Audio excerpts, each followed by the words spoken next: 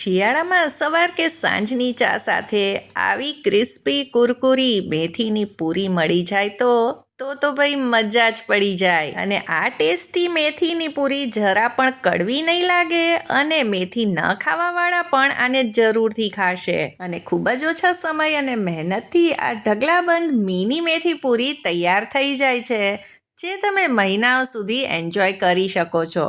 તો ચલો આજની આ રેસીપી શરૂ કરીએ. આજકાલ તો માર્કેટમાં એકદમ જ તાજી સરસ મેથી આવે છે. તો અહીંયા મેં 100 ગ્રામ મેથીને 2 થી 3 વખત ધોઈ લીધી છે અને મેથીના પાન આ રીતે કાઢી લીધા છે. તો આમાં જે કૂણા ડાળખા છે તે મેં રાખેલા છે. હવે બધી જ મેથીને આપણે એકદમ જ ઝીણી કટ કરી લઈશું. તો તમને ખબર જ હશે કે મેથી fibre, iron, vitamin A, C અને મિનરલ્સથી ભરપૂર છે. તો હવે આપણે બધી જ મેથી કટ કરી લીધી છે. તો હવે જે પ્રોસેસ કરવાની છે તેનાથી મેથીની કડવાશ એકદમ જ ઓછી થઈ જશે. તે છે આપણે એક પેનમાં 1 ચમચી ઘી એડ કરવાનું છે અને તેમાં આ મેથીને એડ કરી ફક્ત 2 મિનિટ માટે આપણે તેને શેકી લેવાની છે. તમે મેથીને તેલમાં પણ શેકી શકો છો, પણ ઘીમાં શેકવાથી તેની કડવાશ એકદમ જ ઓછી થઈ જાય છે અને ઘીનો ફ્લેવર પણ સરસ આવે છે. હવે મેથી આ રીતે સંકોચાઈ જાય ત્યાં સુધી આપણે તેને શેકવાની છે અને હવે ફ્લેમને બંધ કરી દઈશું. હવે આપણે લોટ બાંધી લઈએ. તેના માટે અહીંયા મેં 1.5 કપ ઘઉંનો લોટ લીધો છે. હવે 1/2 કપ અહીંયા સૂજી લીધી છે. આ થોડીક જાડી સૂજી હતી એટલે મેં મિક્સરમાં પલ્સ મોડ ઉપર 2-3 વખત ચલાવીને લીધી છે. હવે બધા મસાલા કરી લઈએ. તો અહીંયા હળદર પાવડર, લાલ મરચું પાવડર, સાથે જ સ્વાદ પ્રમાણે મીઠું પણ એડ કરી દઈશું. 1 થી 1.5 ચમચી જેટલું ધાણા જીરુંનો પાવડર, થોડાક મરીને અધકચરા વાટીને એડ કરીશું. તેનાથી ટેસ્ટ ખૂબ જ સરસ આવશે. અને 1 ચમચી દળેલી ખાંડ પણ જરૂરથી એડ કરજો. આનાથી પણ થોડીક કડવાશ ઓછી થશે. અને તલ અને જીરા વગર તો કોઈ પણ ફરસી પૂરી બને જ નહીં. હવે થોડાક અજમાને હાથેથી ક્રશ કરીને એડ કરી દઈશું. તો અજમો પાચનમાં મદદરૂપ થાય છે. હવે આપણે આમાં ચપટી હિંગ ઉમેરીશું અને મોણ માટે 3 ચમચી ઘી એડ કર્યું છે. તો ઘી ઉમેરવાથી એકદમ જ ફરસી આ પૂરી આપણી તૈયાર થશે. એટલે ઘીનું મોણ જ એડ કરવું. હવે ઘીને સૌથી પહેલાં આપણે સરસ રીતે મિક્સ કરી લઈશું આ લોટમાં. અને હવે મોણ ચેક કરીએ તો આવી રીતે મુઠ્ઠી પડતું મોણ આમાં આપણે ઉમેર્યું છે. તો હવે વધારે મોણની જરૂર નથી.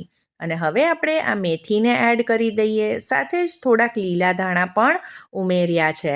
અને હવે સૌથી પહેલાં આ બધી વસ્તુને મિક્સ કરીએ અને પછી આપણે આમાં થોડું પાણી ઉમેરતા જઈ આનો આપણે મીડિયમ કડક લોટ બાંધવાનો છે.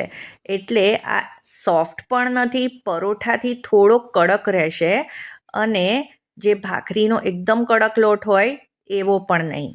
હવે આવો લોટ હશે તો પૂરી ક્રિસ્પી તો બનશે પણ ખાવામાં વાગશે નહીં અને ખસ્તા બનશે. તો હવે 10 મિનિટ માટે આપણે રેસ્ટ આપી દીધો છે લોટને અને પછી એક વખત આને આપણે ચીકવી લઈએ. તો આમાં આપણે સૂજી નાખેલી એટલે આ પહેલાં કરતાં થોડોક કડક લોટ થઈ જશે. હવે આજે આપણે એવી રીતે પૂરી તૈયાર કરીશું કે ઓછી મહેનતમાં ઘણી બધી પૂરીઓ તૈયાર થઈ જાય. તો બધા જ લોટમાંથી આ રીતે મોટા 8 આપણે લુઆ તૈયાર કરી લીધા છે. હવે એક ગોયણું લઈ લઈશું અને આપણે આની મોટી સાઇઝની રોટલી વણવાની છે. જો તમારે કિચન ટોપ ઉપર આને વણવી હોય તો તેની ઉપર પણ વણી શકો છો અને સાઇઝ આનાથી પણ મોટી રાખવી હોય તો રાખી શકો છો. હવે લોટ આપણો એકદમ જ પરફેક્ટ છે. ન વધારે પડતો સોફ્ટ, ન વધારે પડતો કઠણ. એટલે સહેલાઈથી આ રીતે આમાંથી મોટી સાઇઝની રોટલી તૈયાર થઈ જશે. તો રોટલીને આપણે વણતા જઈ અને ફેરવતા જઈ ચારે બાજુથી એને મીડિયમ થિકનેસમાં વણી લઈશું. તળતી વખતે પૂરી ફૂલે નહીં અને ક્રિસ્પી બને તેના માટે આપણે ફોકની મદદથી આમાં આ રીતે કાણા પાડી દઈશું. બટેટા કે કોઈ લોટ વગરના ઇન્સ્ટન્ટ મેથીના વડા, રૂ કરતાં પણ પોચા મેથીના થેપલા, લીલા શાકભાજીથી ભરપૂર રેસ્ટોરન્ટ જેવું હરાભરા કબાબ, લોટ, ગોળ, ખાંડ, સાકર વગરનો ગુંદ પાક, 1 વર્ષ સુધી સ્ટોર થાય તેવું ગાજર મરચાંનું એકદમ જ ચટપટું અથાણું. આ બધી રેસીપી જરૂરથી ચેક કરજો. હવે મારી પાસે તો આ કૂકી કટર હતું, તો તેનાથી જ હું નાની નાની પૂરીઓ આમાંથી તૈયાર કરી રહી છું. તો તમે કોઈ પણ નાના ડબ્બાનું ઢાંકણું હોય તેની મદદથી આ રીતે પૂરીઓ તૈયાર કરી શકો છો. જ્યારે આવી નાની સાઇઝની પૂરીઓ હશે ને તો બાળકોને પણ ખાવાની ખૂબ જ મજા આવશે. અને આની થિકનેસ તમે જોઈ શકો છો કે મીડિયમ છે, ન એકદમ પાતળી અને ન એકદમ જાડી. હવે બધી જ પૂરી એકસાથે વણાઈ જાય પછી આપણે તેલમાં તેને તળી લઈશું. હવે મીડિયમ ગરમ તેલમાં આપણે આને એડ કરી દઈશું અને લો ટુ મીડિયમ ફ્લેમ ઉપર આપણે આને ફ્રાય કરી લઈશું.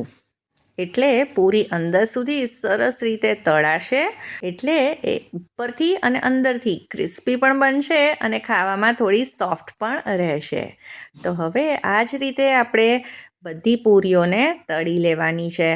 હવે ઉપર આ રીતે આછો સોનેરી કલર આવે એટલે આપણે બધી જ પૂરીઓને કાઢી લઈશું. હવે સાચું કહું ને તો મારા ઘરમાં તો બાળકોને મેથી બિલકુલ નથી ભાવતી, પણ આ પૂરી તો એમની ફેવરેટ છે. તો જોયું ને, મિનિટોમાં ઓછી મહેનતથી ઢગલાબંધ આ ક્રિસ્પી કુરકુરી પૂરીઓ તૈયાર થઈ જાય છે. તો આશા કરું છું આજની આ રેસીપી તમને પસંદ આવી હશે, અને પસંદ આવી હોય તો તેને લાઈક કરજો, તમારા ફ્રેન્ડ્સ અને ફેમિલીમાં શેર કરજો અને મારી ચેનલને જરૂરથી સબસ્ક્રાઈબ કરજો. મળીએ ફરી નવી રેસીપી સાથે. સૌને જય શ્રી કૃષ્ણ.